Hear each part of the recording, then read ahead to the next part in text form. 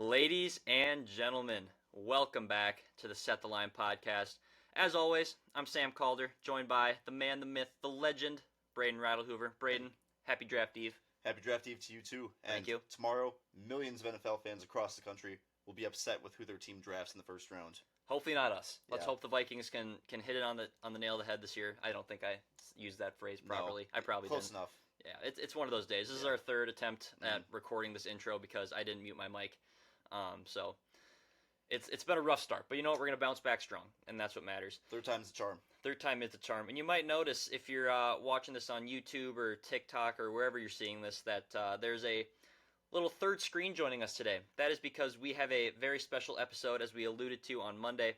And we've also figured out how to share screens on here. We have, which It's is a big development. yes, that is going to be Massive. a game changer in the Set the Line podcast history. You will remember this day. Yes, April 26th, 2023, a day that will forever live in infamy. But we are back with a mock draft of mayhem today. We have a wheel here that you can see, and it is going to be determining how we are drafting today. So, Braden, if you want to spin it real quick as an example. All right. First, should I go through our options on here? Or Yes, okay. yes, good idea. So the options here, we'll spin the wheel, and whatever it ends up on, as long as it's semi-realistic, will be what the team does with that pick. So we have trade, a small reach, a lineman, our choice, whoever's turn it is to pick, the consensus player, a medium reach, a non-lineman, an offensive player, a large reach, the best player available, the betting favorite, or a defensive player. Yes, so for example, if pick number 1 to Carolina ends up on like a lineman, we're going to go ahead and redo Yeah. that. That's probably not going to happen on draft night, so for the sake of the realism, we're going to redo that pick. But it's going to be a fun episode. Yeah, and we're flipping up our draft order here. So for our 3-part series where we kind of alternated off who we thought would go in which spots, I had the odds, Sam had the evens, and we're going to flip that around today. Should Yes, be we fun. are. Starting things off with me, with Carolina at pick number 1. Also, there's a slight delay with the wheel. Ooh, trade. We have a trade. Is Carolina going to trade that number 1 pick on draft night? I don't know. They've been thinking about it. They traded up without a plan in mind. That is necessarily, possible. so- That is possible. So who would be a team likely to trade up? I think I think that it would have to be maybe a team like the Colts. the Colts, Tennessee, and the Raiders are kind Yeah. of the 3 teams that stood out to me. All right. I think the Colts are probably the most likely. I would think so too. So we'll have the Colts trading up to 1. We'll have them send out 4 and a future first, I think. Yes. That Yep. seems fair. That works. Yeah, we're not going to go ahead and bore you with all the trade details. We're just going to go ahead and try and figure it out for Yeah. ourselves. So The real trade would be likely a little bit more declined. What? Have to make this realistic? Okay. Well, I don't know what the Colts would give up in real life. It'd probably be slightly more than a first-round pick next year, but not all the picks not a them ton. they Yeah. give up here. So Carolina will send 1, 4. Let's try this. Just from a... Okay, there we go. All right. There we go. So Carolina's getting more assets than just trading down 3 spots for nothing. But So yes, with the number 1 overall pick. do we want to spin the wheel again for that, or... Well, no, I don't. Okay. I don't think so. With All the right. with the number 1 overall pick, the Indianapolis Colts will be taking Bryce Young out of Alabama. The heavy favorite to go number 1. His odds are minus 1,600 as of the time we are recording this to be the first quarterback taken. And really, ever since that S2 cognitive test results CJ came Stroud out, has been slipping. yeah, CJ Stroud's been slipping, and Bryce Young has been skyrocketing up the boards. And he's probably the best playmaker in this class. So that you're going to get an absolute monster at number 1 if you're going to get Bryce Young. So the Colts are getting an absolute stud. Yeah, his height's a concern with injuries and maybe him not being able to see over his offensive line, which is probably not that realistic. Yeah. But he's the most pro-ready quarterback in this class, and I think it's a very safe pick and one with high upside as well. Yep. With the second overall pick, we have my choice. All right. Well, for the Houston Texans, I've seen some reports today that they might not be going QB at 2. So, with that being said, I'm going to go with what I would do would be Will Anderson Jr. at number 2 overall, I like it. making it back-to-back Bama players in the top 2 slots. Will Anderson does everything well on the football field, outside of he gets a little bit jumpy with hard counts. Yep. But that's something you can work on, and he'll be a generational edge rusher for the Texans, their first one since J.J. Watt. Yeah. Also, a lot of rumors surfacing that if the Texans do elect to go edge, it's not going to be Will Anderson. Yeah. It's going to be Tyree Wilson. He's currently the betting favorite, but I would still take Will Anderson over Tyree Wilson. I certainly think Will Anderson would be the better pick in this situation, but Yeah. that's just me. Yeah, we did see last year with Trayvon Walker going ahead of Aiden Hutchinson. Yep. So Anything can happen. Mm-hmm. Moving on to the Cardinals at 3, and the wheel has decided I'm going to get my choice of the group. Lucky man. So we are going to go ahead and take Tyree Wilson. Jalen Carter, I think, also could be the pick here. But I think edge is more of a need for Arizona. Just lost J.J. Watt, who we just mentioned with the Texans pick briefly. Can apply that to Arizona now as well. So Tyree Wilson is going to fill that gap pretty darn well. He's an absolute monster, absolute athletic freak, like we talked about. He's basically Zion Williamson coming off the edge. So this is going to be a great pick for Arizona. Yeah, Tyree Wilson doesn't have the highest floor at all prospects. He's a little bit raw, but he has an immensely high ceiling, and he could end up being the best player in this draft class. I think it'd be worth the dart throw at 3 for Arizona. Yes. If you can even call it a dart throw, really. Yeah. With the 4th overall pick, we have a small reach. All right, things are getting exciting. With Carolina here, we're going to reach down a little ways, and I don't know if you can necessarily call this a reach. It's a reach by Pro Football Network's standards for the big board, but it's not too much of a reach in real life. Yeah. They're going to take Will Levis here at 4th overall. He's been as high as number 1, according to some random dude on Reddit, and as low as number 5 in some people's QB rankings. So, kind of all across the board. He scored really well on that S2 test, unlike CJ Stroud. Yeah. Which his stock has plummeted. Mm-hmm. But Will Levis is a raw player, but he has some of the best physical gifts in this draft class. Would not shock me if he goes number 1 or number 2. Yeah, I'm not a huge Will Levis guy myself. I understand, why the hype is there. Mm-hmm. Got crazy arm, great gifts, like you said.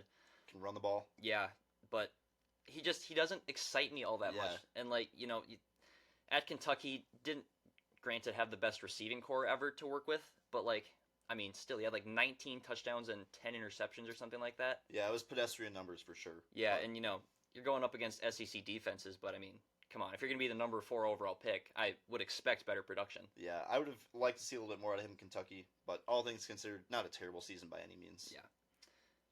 Moving on to the Seattle Seahawks at number 5, and we are going to get another reach, this time a medium reach. This is an interesting one. A lot of directions that could go here. Because I was initially thinking I would go Jalen Carter if it just landed on, really anything besides, defensive line or my choice. So this is a bit of an interesting decision now. I'm kind of thinking this might be an edge, and I think, oh man, A lot of options. I think this might be Lucas Van Ness. Ooh. I think this is going to be Lucas Van Ness at number 5 to Seattle, the 3rd edge rusher that goes off the board in the top 5. This would be a really wild first 5 picks. Yeah, he's a lot like Tyree Wilson, very, very similar size, very similar production, and going to a Seattle team where, like a lot of edge rushers in this class, you don't need him to be, a 3-down lineman to, start his career. Let him learn for a year or two, and then eventually he can come in and be an absolute force to be reckoned with. But this would be a crazy start to the draft if this is how it played out. Yeah, Lucas Van Ness is an absolute monster physically. He's terrorized a lot of Big Ten offenses, and him in Seattle will be nice because they need a little bit of defensive help. Yes. Not necessarily at edge. Last year they took Boye Mafe in the 2nd round out of the University of Minnesota, but you could always use an elite edge rusher talent like him. Yeah, can never have too many. Mm-hmm. At number 6, we have the defense. All right. Ooh. Well, that's pretty easy. Yeah, this is an obvious pick here with Jalen Carter. Maybe the best player in this draft. It's between him, Will Anderson, and maybe Bijan Robinson if you want to throw him in there. Yeah.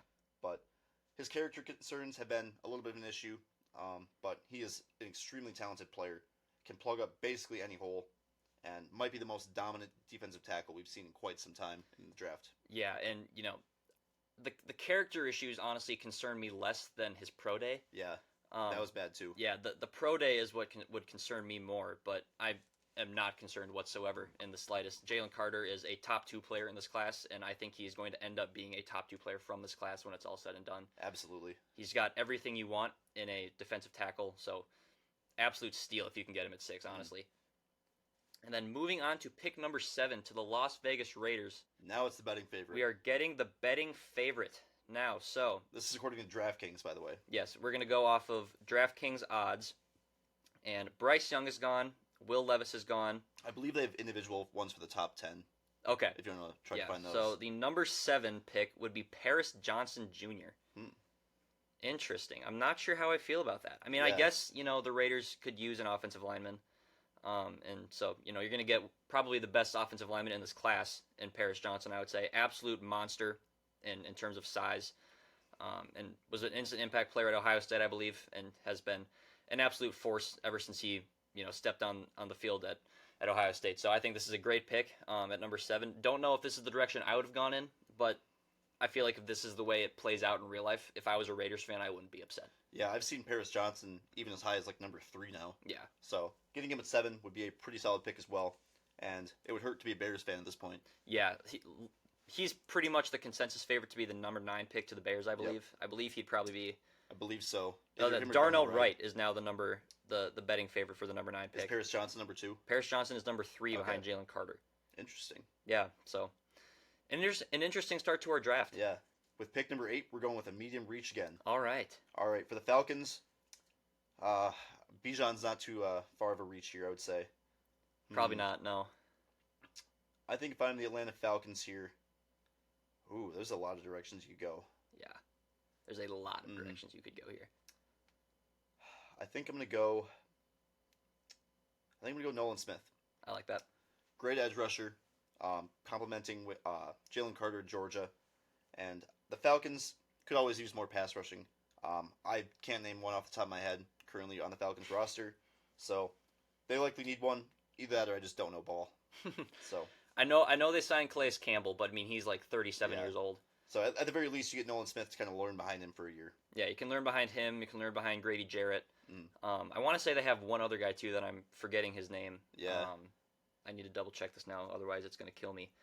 But when we took Lucas Van Ness in our 3-part mock draft episode, it was basically the exact same thing I said with Lucas Van Ness at number 5, is that he doesn't need to start right away. He can come in and learn for a year behind Calais Campbell, Grady Jarrett, and David Onyemata, as I have recently discovered. But he's a nose tackle, so he's not going to be really learning behind him. But, I mean, anytime you have a chance to draft a first-round edge rusher, more times than not, I feel like you kind of have to do it just because of the athletic upside that they have. And sure, they cost a lot of money, but that means they're doing something good. Yeah. At the end of the day, your goal in the first round is to have to pay this guy a lot of money in 5 years. So, yeah, if you end up having to pay a guy $100 million, that's a success. Absolutely. That means he's earned it. Yep, absolutely. With the number 9 pick, the Chicago Bears are going to be trading it. Ooh. All right, who wants the number 9 pick? I think this has got to be a quarterback. I was just going to say the same thing. I think this is a quarterback spot. And I think this is a Titans trade. I think this is a Titans trade as well, Braden. You read my mind. And with the number 9 pick, the Tennessee Titans are going to be selecting C.J. Stroud. C.J. Stroud is my number 1 quarterback in this class. He has been all offseason. And despite what his test scores say, that's not going to change for me. I think he's got a slightly higher floor than Bryce Young. And he doesn't have the upside. Bless you. Ooh, thank you. He doesn't have the upside of a guy like Anthony Richardson or Bryce Young. But he feels like the safest quarterback in this class to me. And at being the 3rd quarterback off the board, getting the safest quarterback is honestly an absolute win for Tennessee at 9. Absolutely. He's got a lot higher floor than Anthony Richardson does. So I trust that Mike Vrabel can figure out something with C.J. Stroud. Yeah. And he's got a lot of upside as well. Maybe not to the extent Richardson has. But the fact that they want to move on from Malik Willis already kind of tells me they're not in the market for a project quarterback. Yeah, exactly. And I've seen like Hendon Hooker linked there as well. Yep. But I don't think they'd go with him at 9. Yeah, that'd be quite a reach. Yeah. That'd be a large reach spin. At 10, the Eagles are also going to trade their pick. Wow. Ooh. And here, boy, do I have one for you. The Minnesota Vikings. Ooh, I Trade like up this. To number 10 at the cost of probably the first-round pick next year, I think I would say. Yeah, definitely. So 10 for 23 and a first next year. And the Eagles would decline it in this. But in real life, I think it'd be possible to get that done. Yeah. Maybe the Vikings throw in a little bit more. But I don't think it'd be too much more. And with this 10th overall pick, the Vikings will take Anthony Richardson out of the University of Florida. I've seen him linked to us for a little bit, and I would just love him here. Yeah. I know he's your QB1, and there's been a lot of reports surfacing today that the Vikings will be trading up into the top 10 at least. Maybe I've heard even some into the top 3. Yeah. I don't know the last time the Vikings have traded up in the draft that high. I don't know if it's ever happened. Yeah, and I got to be honest, I don't know what the Vikings would trade to get up to number 3, considering that they don't have a second-round pick. Right. It would have to be probably 3 first-round picks, I would think. Yeah, which Which I is don't know how a good I very feel about price, that. Yeah, a very high price tag for a lottery ticket. But if that lottery ticket pans out, you're in luck for the next 10, 15 years. Yeah, certainly. At number 11, the Bears get hurdled by the Vikings and will take the best player available. The best player available in this instance would probably, well, from a talent perspective, it'd be Bijan Robinson. From, well, are we doing it that way? Are we doing? I feel like it might, because the Bears could use running back after losing David Montgomery. Definitely, yeah. Kind of all they really are left with is Khalil Herbert and Edner. So Yeah, I think Bijan Robinson here would be a good fit. I would be very scared. I would hate it as a Vikings fan. Absolutely hate it. But the Bears get now what is maybe going to be a top 5 running back in the league as a rookie. And, you know, he's the best running back prospect since we've mentioned it, Saquon Barkley. So this is a guy who, even if it's not what you think you're going to get as a Bears fan, you can't leave this draft unhappy. Yeah, exactly. You're picking up, probably an extra second-round pick and a first-round pick from trading back from number 1. Yeah. I think extra 2 first-round picks, actually. Yeah. Because they got, plus DJ Moore, and you're still getting maybe the most talented player in the draft. Yeah. Which is an absolute home run, and you're set up for a long time. It takes a lot of pressure off of Justin Fields. You get him a guy who can catch passes out of the backfield, too. Khalil Herbert's a good player, but he's no Bijan Robinson. Yeah. The only downside for Chicago in this draft is that you don't have the 33rd overall pick after trading it for Chase Claypool, which I'm sure Bears fans is going to leave a little bit of sour taste in their mouth. Yep. But, I mean, as far as Bijan Robinson goes, that's a home run. Yeah, you'd have to be happy with that one. At number 12, we're going with a lineman to the Houston Texans. Interesting. Which, it's interesting. I think I would go with Peter Skoronski here, just because they don't have a super pressing need at tackle. They obviously have Laramie Tunsil locked up. I forget who their other tackle is, but I know they recently drafted him in the first round. Titus Howard? Yes, Titus Howard. So, I think Skoronski would probably come in and play offensive guard for him, because they really don't need a tackle at this point. Yeah. And Skoronski is profiled to be more of a guard anyways in the NFL, and he's clearly better than any of the offensive guards on this board. Yeah. Yep. First 2 offensive linemen have been selected. Both reside from the Big Ten. And I think you can make a case for Paris Johnson to be the first, or not Paris Johnson, for Peter Skoronski to be the first offensive lineman taken. Absolutely. He has great technique. Problem is he's a little bit physically small. Yeah. So, probably a reason some teams might prefer a Paris Johnson or a Darnell Wright or a Broderick Jones. Yeah, exactly. But in this case, sliding him into the interior, I think it makes total sense. Yeah. He will be an all-pro guard if he ends up transitioning there. Yep. All right, at pick 13, we have the consensus. The consensus pick at number 13, which is now Green Bay. Mm-hmm. It is no longer the New York Jets. And I'll be quite honest, I'm not sure what the consensus would be at this pick. I almost kind of think it would have to be a receiver. I was thinking that too. I think it'd be probably... I saw Jordan Addison mocked there quite a bit at 15. Okay. I know there's a good site that has like all the mock drafts in one place if you want to take a quick look at that. Well, the other thing is I saw some report today from Dov Kleiman that reportedly Jackson Smith-Njigba is not going to make it past the 15th pick. Ooh. And so for that reason, I'm going to take him here at number 13. And I don't really want to see him in a Packers jersey. I think he's going to be the best receiver from this class. And now you pair him up with Christian Watson, and that's a hell of a 1-2 punch for Jordan Love now. Yeah, this would be an absolute nightmare draft for the Vikings outside of drafting Richardson. I feel bad for the Lions here, but even then they're getting Jalen Carter. Yeah, you get Jalen Carter at 6. This is just a home run for every team in the NFC North so far. Yeah, they're fine. Yeah, this would be a great spot for Jackson Smith-Njigba to go, I feel. Bless you. The sneezes were not wanting to come out. At 14, we're going with offense. So, no Christian Gonzalez, the Patriots. And I think here they would go with Jordan Addison. I would as well. Yep. I think you can make a case for him or an offensive lineman, like a Broderick Jones here or Darnell Wright. Bless you. My goodness. Thank you. But yeah, I mean, having an opportunity to go out and grab a top receiver from this class to give your quarterback some help, I think you got to do that over an offensive lineman if you're the Patriots. And there's been rumors that they want to move on from Mac Jones, so maybe they get him a weapon. They already got him one in Juju Smith-Schuster to replace Jacoby Myers. But if you grab another one with a high floor in Jordan Addison, you're at least seeing what Mac Jones can do with competent weapons around him. Absolutely. At 15, we will New have York Jets. A trade from the Jets. Ooh. Interesting. All right. So I think this is a cornerback spot. I was saying that too with Christian Gonzalez or Devin Witherspoon. Yes, and I think that this is actually going to be the Detroit Lions. I think so too. I think it's a great selection for the Lions to pick up. I think if you look at 16 and 17, Washington and Pittsburgh, I think those are both very prime candidates to take a defensive back. And so I think that the Detroit Lions here will jump the New York Jets and walk out with a class that consists of Jalen Carter and Christian Gonzalez. Mm-hmm. How's that? 2 top 10 talents in the same draft potentially? Yeah, that's a Home hell run. of a haul. Yeah, I think the package here would probably be, like a third round pick, maybe pick 55, I think it is for Detroit. Yeah. That they would send out to the Jets in addition to obviously number 18. But this would be a great trade for the Lions, and for the Jets, you recoup a little bit of that draft value that you lost in the Aaron Rodgers trade. Yeah, yep. And yeah, you get the best corner in the draft and the best interior defensive lineman in the draft to support a defense that was very, very bad last year. They should probably, I forget which team it was recently, but they drafted all defense a couple years back. I forget who it was. We might have to look into that. I remember something like that.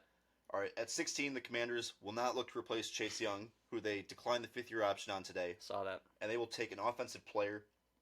And I think here, the pick is probably an offensive lineman, just based on who's on the board. Because I feel like going down to a Quentin Johnston, Dalton Kincaid, a Michael Meyer. Yeah. Or Mayer, I don't know how you pronounce it. I know Matthew Meyer from Illinois basketball is pronounced Meyer. I want to say it's Mayer. I think it's Mayer as well. Yeah. But it just bugs me how it's spelled the same and they're pronounced different. All right, tangent over. We're going to go with Broderick Jones to the Washington football team, Redskin Commanders. And I don't know who exactly they have at tackle right now, but you always want a guy who can step in, protect the blind side of your young quarterback in Sam Howell. So he'd be a nice pick here for Washington. Yes, and looking at the Commanders' depth chart, their starting tackles are Charles Leno Jr. and Andrew Wiley. Okay, I knew Leno was bad as a Bear, so I'm assuming he's not much better now. I think Wiley's been solid. Yeah, and definitely a case to be made here for offensive line. And I think Broderick Jones here would be perfect because, you can let him sit behind Charles Leno Jr. for a year. And then, he's not very young anymore. He's 31. Yeah. So, in a probably year. Probably on a 1-year deal, too, I would think. Yeah, in a year or two, in theory, he could take over for him there. So I like that pick. I think it makes a lot of sense. Yeah, especially, they're probably going to go defense in the real draft, but I think offense is, plausible enough, realistic enough. Yep. Number 17 to Pittsburgh, and it is going to be my choice. Lucky How man. nice. With this pick, I am going to go with Joey Porter Jr. out of Penn State. Very physical corner, and he's going to a Pittsburgh secondary that was lackluster, to say the least, last year. And he is going to give them some much, much needed help in the secondary. Great man corner who will fit in perfectly. Yeah, he had some struggles in, I want to say, the Rose Bowl. Yeah. But other than that, he was pretty dominant for most of the season. And, they're going with another guy from Pennsylvania. They took Pickett in the first round last year. Porter this year. It's kind of a pipeline. Yeah, there you go. At pick 18, the New York Jets will... No, they're not going to trade the pick. It's a small reach. All right. Looking down the board here, I think that the Jets, they could go with the tight end here. I do too. You get another weapon for Aaron Rodgers. You have Tyler Conklin and TJ Uzama right now. Neither of those guys are long-term options, as much as I love Conklin, Vikings legend. So, I think that they would go with the better blend of pass catching and blocking, which would be Michael Mayer. Yep. Dalton Kincaid's probably a better receiver, but he doesn't have near the blocking ability that Mayer has. So I think Mayer is the perfect fit here for the Jets at 18, because he can catch passes out of the tight end spot, and I'm repeating myself here anyways. So I'll let you give some analysis. Yeah, I think Mayer is the definite clear choice in terms of tight ends here for the Jets, because you figure going into the draft, one of the Jets' top needs is offensive line, and not being able to get one of those top 3 offensive linemen here, I think you go with the better blocking tight end in Michael Mayer, and I would say probably the better tight end just in general. I know that Pro Football Network, this site has Kincaid ranked 1 spot ahead of Mayer. I don't particularly agree with that. I think Mayer's the better prospect. Agreed. I think Mayer's the only tight end who's a lock to go first round. Yeah. I think it's possible that Kincaid or Darnell Washington slips in there, but I don't see another lock in there. Yeah, I've seen a lot of Kincaid either to the Cowboys or to the Bengals at 26 or 28. So I could see that, but I think Michael Mayer is the more complete prospect. Definitely. At pick 19, it's best player available to the Bucs, which is probably a very realistic scenario. Yes, and that in this case will be Devin Witherspoon, corner out of Illinois. And corner is probably not one of the top needs I'd argue for Tampa it's Bay. Almost one of their only non-needs.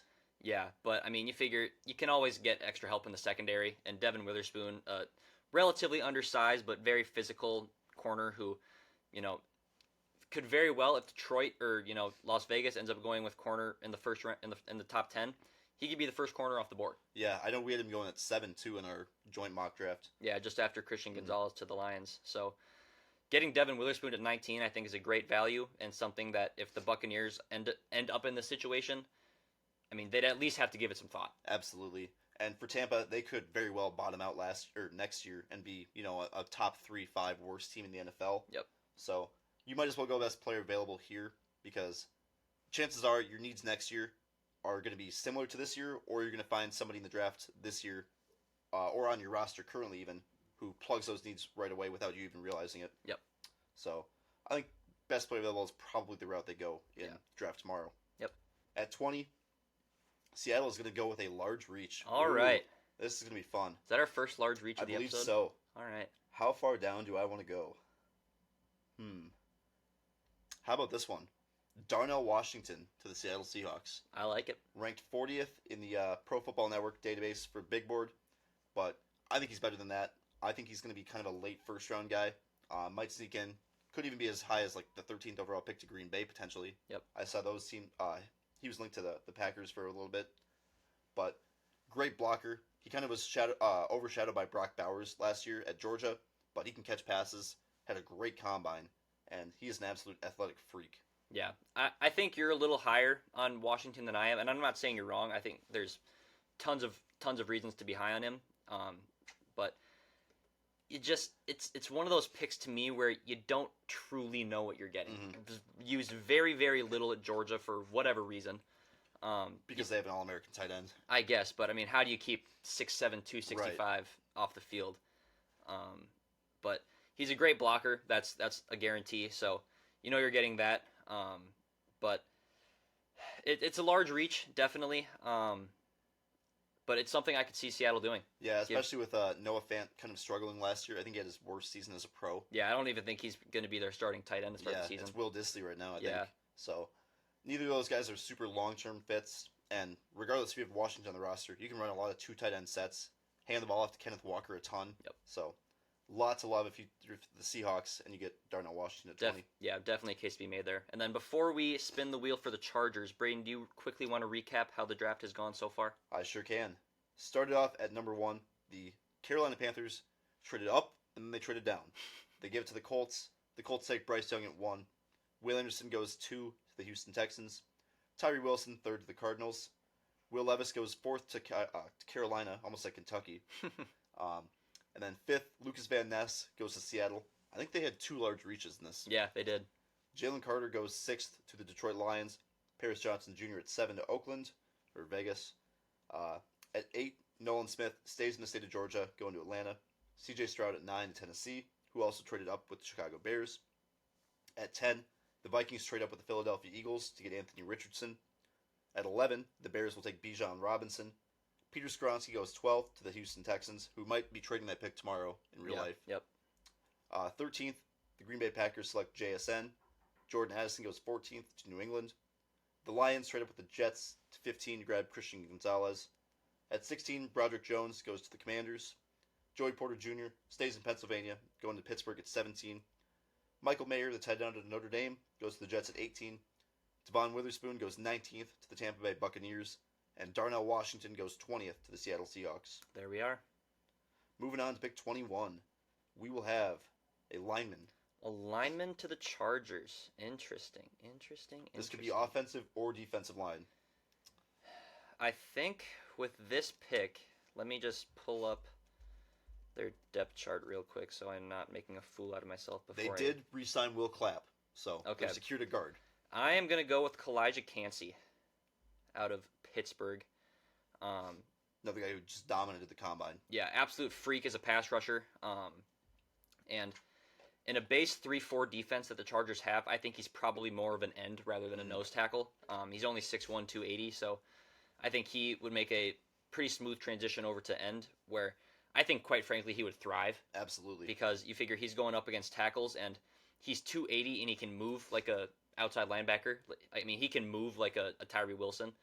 And so having somebody like that who weighs, 30 extra pounds compared to a guy who is going to be an edge rusher prospect that you take here, I think that's just a huge advantage. Yeah, and he has the ability to play inside too. Yep. I mean, he might not have the strength to match up against interior offensive linemen, but he's a lot quicker than him. So Yes, absolutely. zoom around him, get to the quarterback, and he can play basically anywhere along the defensive line. Yeah, you can mix up your looks with him. He's a very versatile player. Absolutely.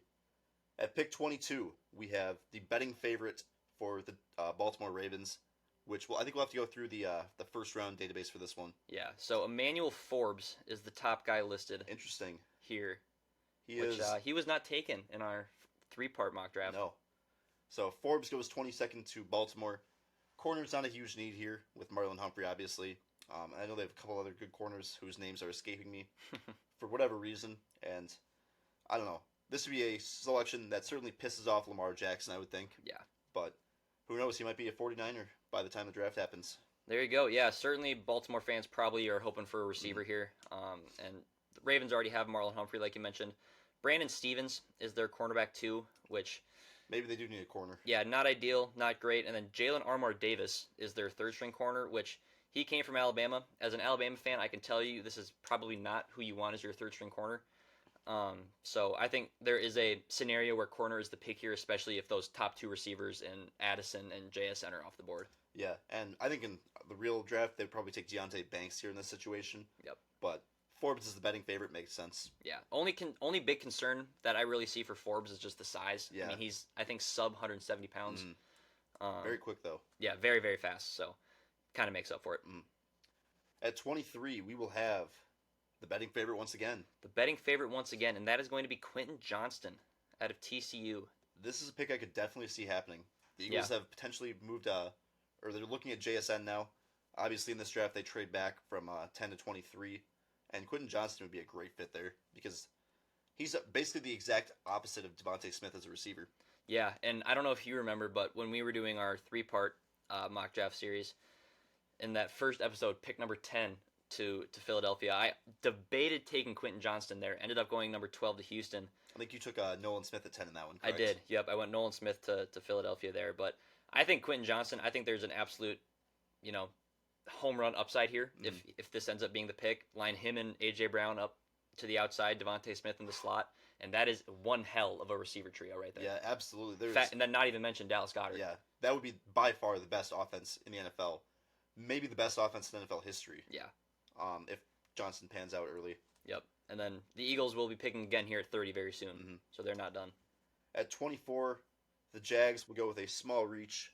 And I think they go with Will McDonald, who you had him taking at 24 in our joint mock draft. And it's a very nice fit here. Yep. McDonald, really, really well at Iowa State as a player. And he's a little bit, I would say, low-ish floor, high ceiling. Yep. Jags have shown that they want to do that so far with Trayvon Walker last year over Aiden Hutchinson. And I'd expect them to do it again here if they're in a similar situation. Yep. Yeah, I mentioned it a little bit too in our 3-part mock draft series, which we have alluded to now probably 5 times in the last 3 minutes. Take a shot every time we say our joint mock draft or mock draft we did previously or 3-part mock draft. You might be dead. You might just be. But he's, the Jaguars have gone very edge heavy in recent history. Trayvon Walker last year, obviously Kayvon Chason in 2020. Chason really hasn't panned out, and Josh Allen will be an unrestricted free agent next offseason. So I expect both to be gone probably. Yeah, so edge, there's certainly a case to be made here for an edge, and I think Will McDonald will be a guy who fits in perfectly with Jacksonville. Like you mentioned, they love going with high risk, high reward players, and he certainly fits the mold there. Absolutely. At 25, we will have defense for the New York Giants, who Bengal, who we got this video inspiration from, or podcast inspiration from. I saw him on TikTok talking to the guys from Stay Hot, which would be Theo Ash and Bladen Kirk. Yep. And he was saying they should pass on a receiver in favor of a corner. Interesting. So maybe that factors into your pick with Deontay Banks on the board. Well, it kind of does actually. Or Keely Ringo. I was actually leaning elsewhere and going with Brian Branch. Oh, okay. Who listed as a safety on here, but he's a hybrid guy. He can play corner, he can play safety, he does it all. He's going at 25, and I think that's fantastic for any team that's getting him this late. He's a super fun defender to watch, and he really does everything you want in a cornerback or a safety, whatever he ends up playing in New York. Can really play wherever. So very versatile. Will certainly fill a need here. Yeah, the one thing I will say is that sometimes those versatile guys don't pan out necessarily because they don't have the technique to play one position. We've kind of seen that with Isaiah Simmons, how he came in to Arizona. Everybody's like, oh, he can line up at linebacker, he can line up at safety, he can line up on the edge, and he's kind of struggled to fit in a little bit there. I think he played pretty well this year compared to years past, but it's a little bit of a learning curve for sure. Yeah, and right now the Giants' second corner is Cordell Flott. Yeah. You have Amani Warrior in there as well as Darnay Holmes, but you can certainly go with a corner here. Absolutely. At 26, the Dallas Cowboys will take a lineman. Interesting. And I think here the clear play is probably Darnell Wright. Yeah. With Tyron Smith, I believe. Did he retire or is he injured or something like that? I think he was hurt. Yeah. But, I mean, he's like, 36, 37 now? So you draft for the future here with Darnell Wright. And he was a beast at Tennessee. A beast on Twitter as well, which I've alluded to previously. And just a great blocker. Yeah, getting him at 26 is an absolute steal. And this almost is kind of another one of those best player available scenarios where it's not necessarily the biggest need on the board, but you're getting a guy who you feel very good about for years to come as your franchise tackle. Mm-hmm. And you can play both sides of the line too. He played both at Tennessee. Yep. So I'd envision him probably starting at right tackle. I would to start at least. Yeah. But he has the ability to shift over to left tackle as well. Yep. At 27 for Buffalo, a large reach. A large reach. I love it. Ooh. I love it. I love it. I love it. So I think Buffalo is definitely a team that's going to address the defensive side of the ball. And you had them taking Maisie Smith in our 3-part mock draft episode, which I once again have alluded to, and I think I'm going to do that again, actually. I think I'm going to go with Maisie Smith here. Listed as number 46 ranked player, according to Pro Football Network. There's certainly a possibility that he goes round 1. He's really kind of the only nose tackle that really has a chance of sniffing round 1. Assuming you don't count Kalijah Cansey as a nose tackle. Which, yeah, I don't know that you can with his size, but he's a true plug-and-play nose tackle who I think can make an instant impact in year 1.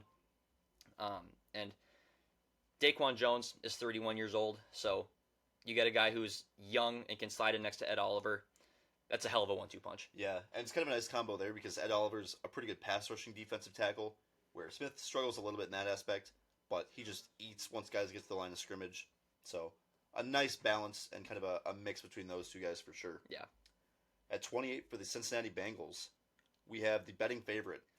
All right, so the betting favorite at this point would be Jahmyr Gibbs, which I don't know that that's super likely. Know. If Joe Mixon's gone, I could see it happening for sure. That is true. That is true. There's a case to be made there. Joe Mixon's been in a little bit of legal trouble this offseason. He's been charged a couple times with aggravated menacing, which is just a hilarious charge. Yeah. I want to know like what the legal definition of that is. But I might have to look that up here while you're making that pick. Okay. But as for Jahmyr Gibbs, clearly the second best running back in this draft class. It's not even close between him and Zach Charbonnet, maybe the third guy, Tyjae Spears. There's a wide chasm between those two. I'll let you get onto your aggravated menacing definition before I go back into Jahmyr. Yeah, here. I looked up illegal menacing. I should look up aggravated menacing. Aggravated. All right, that's a hard word to spell. In an aggravated menacing case, a defendant knowingly causes another person to believe the defendant would cause serious physical harm to their person, property, unborn child, or immediate family. Interesting. So not good stuff. Yeah, so if Joe Mixon gets cut for that reason or his on-field production, the Bengals are left with Chris Evans as their RB1, which leads me to believe that Jahmyr Gibbs could be a selection here because he can catch the ball out of the backfield as well, something they're losing with Samaje Perine going to Denver, and they really need somebody who could step into that role. Yeah, and Jahmyr Gibbs you would almost think would be all but guaranteed to start. Absolutely, yeah. If Mixon is gone. So, yeah, I like that. Pick number 29 to the Saints. Defense. And it is going to be defense. I feel like it would have been poetic to have it be a large reach. Yeah, that would have been fitting. Interesting. Defense here to the Saints. I'm almost tempted to just go with the best player available. And I think in that case, that would just be Deonte Banks. Yeah, I think so too. Especially with Myles Murphy not really plugging into a need for them because they drafted Peyton Turner last year. Yeah. I think Deonte Banks is the right pick here. I had taken Cam Smith in our previous mock draft. So, corner seems like a definite possibility. for the Saints here at 29. Yeah, and I mean, if he falls to 29, I almost feel like the Saints would have to take him. Right. After a lot of buzz recently has him in like the mid-teens. Mm-hmm. So I think that's fantastic value there at 29. Absolute monster athletically. I think you said he had like a 98th percentile athleticism grade. His college production wasn't great, but I think you can bet on his upside for sure. And that's something the Saints have done a lot recently. Yeah, and it's kind of like almost the same thing with we just talked about with Will McDonald to the Jaguars. He's an athletic guy who may not be a fully finished product yet. Kind of the same thing with Darnell Washington too. Yep. He's not a fully finished product, but you give him time to develop and he can turn into an absolute monster. Absolutely. At pick 30, we got Philadelphia again, and they will be taking a lineman. I like it. I think here they would likely go with Isaiah Foskey Yep. at Notre Dame. I'm not too high on Miles Murphy, and I feel like the Eagles are kind of in a similar boat there. Foskey, very quick, has decent size. It's not great to my knowledge. I don't know the numbers off the top of my head, but this feels like a very Derek Barnett-ish pick for not the Saints, the Eagles here. And Barnett helped him win a Super Bowl, so Foskey can do the same. Very, very true, and that would be the 6th edge rusher off the board in round 1 of this draft. Wow, that'd be something. I feel like that's got to be a record. I'm gonna look that up actually now too. I'm kind of curious. What is the record for most edge rushers taken in round 1? All right, well that was not helpful at all. I'm not going to spend too much time on this. We'll call it a record unless fact checked. Yeah, I haven't heard otherwise. But yeah, Philadelphia definitely needs to address edge at some point in this draft, and getting a guy like Isaiah Foskey in round 1 when the board probably didn't shape up how the Eagles would have wanted it to, but I mean, big whoop. You get Isaiah Foskey, who kind of how do I want to phrase this? He's not a guy who is probably going to end up going round 1. Yeah, I would think he goes probably mid round 2. Yeah, and with Miles Murphy on the board, I kind of feel like maybe the Eagles would go for the slightly more notable prospect. Or they go with a corner potentially in Cam Smith or Keely Ringo too. Yeah, but definitely need to address edge at some point in this draft, and so Foskey would take care of that. Definitely. And we have best player available at 31 to the Kansas City Chiefs, which feels very fitting. Well, best player available to the Chiefs would be Miles Murphy. However, I don't know that an edge is super fitting there. Do you want to respin? Yeah, let's go ahead and respin that one. Our first and only respin. Coming on the last pick. Non-lineman. Non-lineman. All right, I can work with that. I think there, the Kansas City Chiefs are going to go with Zay Flowers, who almost slid out of the first round, and you mentioned it in our aforementioned 3-part mock draft series. Have we mentioned we've done that? I think we have, maybe a time or two. But if he was just, a couple inches taller, he's up there for wide receiver 1 in this class. Was a staple of production at Boston College. Yep. As an instant impact guy, started as a freshman and has tremendous speed. I think he's had back-to-back 1,000-yard seasons at Boston College. And so just another weapon for Patrick Mahomes and the Chiefs offense to work with. I can't believe he needs another one. I know. It's like what a selfish player. He's got to be running out of people at this point, running out of roster room. Yeah, but he adds to a wide receiver core at this point that includes Kadarius Toney, Sky Moore. I believe MVS is gone. Or did he MVS is back. Okay, MVS is back, but he's not really a long-term piece most likely. So Zay Flowers doesn't have to be rushed into a huge role right away. Similar to Sky Moore last year when they had Juju Smith-Schuster. He can kind of develop and learn from those guys, be kind of a gadget player in year 1, and eventually become an impact player. Absolutely. And before we go, Braden, do you want to quickly recap how the draft turned out? Certainly. So the Colts at 1, trading with the Panthers, take Bryce Young. Texans with Will Anderson Jr. at 2, Tyree Wilson, Arizona at 3, Will Levis to Carolina at 4, Lucas Van Ness goes to Seattle at 5, Jalen Carter to Detroit at 6, Paris Johnson to the Raiders at 7, Nolan Smith to the Falcons at 8, then 2 quarterbacks in C.J. Stroud to Tennessee, Anthony Richardson to Minnesota, both in trade-ups, the Titans with the Bears, and the Vikings with the Eagles. Bijan Robinson goes to Chicago at 11, Peter Skoronski at 12 to Houston, JSN at 13 to Green Bay, Jordan Addison at 14 to New England, Christian Gonzalez to the Lions at 15, Broderick Jones goes to the Commanders at 16, Joey Porter Jr. at 17 to the Steelers, Michael Mayer goes 18th to the Jets, Devon Witherspoon goes 19th to Tampa, Darnell Washington 20th to Seattle, Kalijah Cansey at 21 to the LA Chargers, Emmanuel Forbes goes 22nd to Baltimore, Quentin Johnston goes 23rd to Philadelphia. Will McDonald at 24 to the Jags. The Giants grab Brian Branch at 25. I'm running out of ways how to say like players are going to teams. Darnell Wright falls to 26 to the Cowboys. The Bills scoop up Maisie Smith at 27. The Bengals Just pulling select Jahmyr Gibbs at 28. The Saints continue a trend with Deonte Banks. Come on, you got 2 more. The Eagles pounce on Isaiah Foskey at 30. Nice. And the Chiefs stockpile with Zay Flowers at 31. I like that. I like how you wrapped that up. Thank Stockpile you. was a good Yeah. way to end it, I feel like. And I like how I noticed, too, Seahawks at pick 5 and 20 wind up with Lucas Van Ness and Darnell Washington. Yeah, that would be a very interesting draft and could potentially get John Schneider fired. Yeah, there you go. That's just what the Wheel of Mayhem, Mhm. that's what'll happen. But ladies and gentlemen, that is all that we have for you today. We hope you enjoyed this one, and we will catch you in the next one. Adios.